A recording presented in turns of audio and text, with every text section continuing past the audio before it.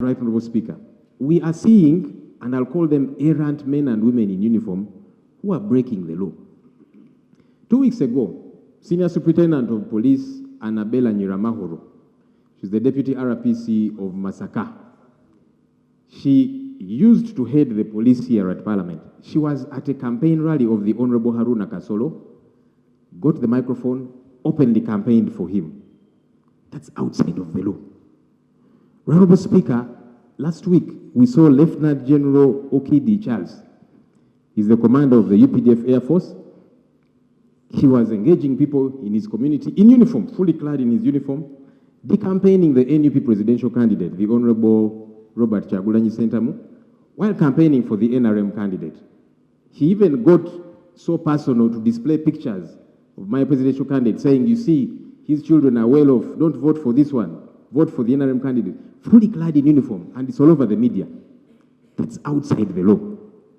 Honorable Speaker, we have also seen the past few days Major General Richard Olum, better known as Major General Dick Olum, who participated in campaign festivities of the NRM flag bearer in Zombo. He was not there to ensure security. Got onto the stage, was dancing with other NRM leaders to their chants and campaigns and so on. Look, soldiers vote, but for them to participate in campaigns is outside the law, Right Honorable Speaker. These laws are made here. Section 16, and I want to quote it for us verbatim, so that we observe the law that we pass here clearly.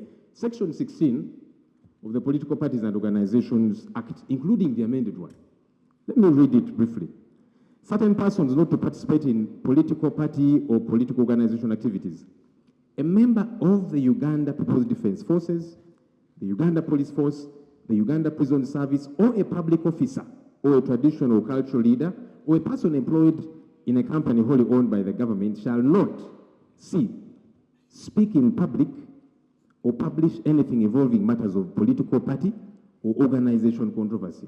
D, shall not engage in canvassing in support of a political party or organization or a candidate standing for political elections sponsored by a political party or organization. That's the law which we made here. We want to hear from government.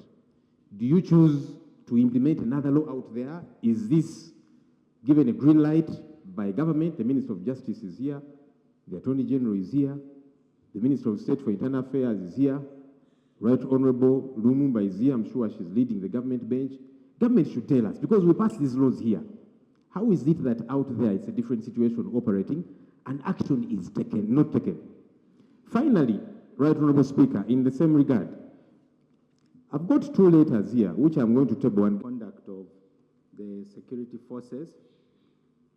Obviously, the Right Honorable Leader of Opposition will never miss an opportunity to campaign, and he has used this platform to campaign.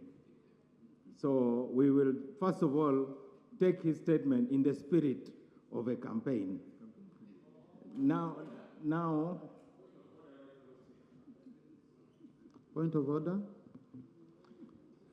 Right Honorable Speaker, I am appalled that the Minister of Justice and Constitutional Affairs, whose docket is critical regarding the issues that have raised matters of law, matters of breakage of the law, that we are raising here in Parliament, where we are privileged to do so, to have matters on record, to get to be addressed. His insinuation is that we are campaigning. For your information, campaigns are happening out there at rallies, not here on the floor of Parliament. Is he in order to find an exculpation to the critical issues I've raised by saying this is campaign, as opposed to raising responses to the critical matters of the law which are being broken by men and women in uniform, against whom you should be taking action, as opposed to wrapping it up and saying, no, let me defend these people to say the leader of opposition is just campaigning. Is he in order, Honorable Speaker? Thank you. Colleagues, I had already commended you both for the peace on the streets. Let's extend it on the floor. Okay? Yes. Let's extend it on the floor so that we limit ourselves to the issues. Anything outside the issues, we avoid. Yeah. Honourable Minister, continue. This is the first time anyone has ever apologized for campaigning. Mr. Speaker, sir, the UPDF has a code of conduct, and it is binding because the UPDF, they take an oath. I am from a military family. My father was from the military. I have two brothers in the military, one of whom lost his ears, and another one sustained a lot of injuries. I have children who are going to join. The military is a very important institution. Now, the question is the conduct being talked about by the leader of opposition the rule rather than the exception? We have thousands and thousands of officers, men and women in the UPDF. The Right Honorable Leader of Opposition is a lawyer. Lawyers believe in evidence. I have been authorized to request for more evidence, hard evidence, so that this matter is investigated and action will be taken, because the laws are not negotiable. I'm not here to defend anybody. I'm only here to say, let us deal with this matter as seriously as you have said they are. If these matters are really serious, bring the serious evidence and serious action will be taken against those officers. Honourable Minister, you see, the rope, from my understanding, had not taken it to that level. He said, let us fix these small loopholes so that we can have a complete process where we don't have issues. So I think what is important is for us to commit, okay, that if there are cases of that nature, they won't happen. Again, very, very easy. Okay? That's said we fix these loopholes. Yeah. Okay, I had thought it had escalated so much.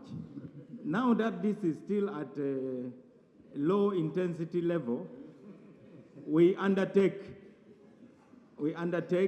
and I have the support of the Office of the Prime Minister to ensure that these partisan postures stop and that they are addressed.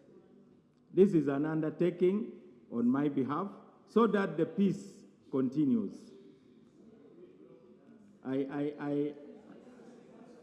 Now, concerning the letters,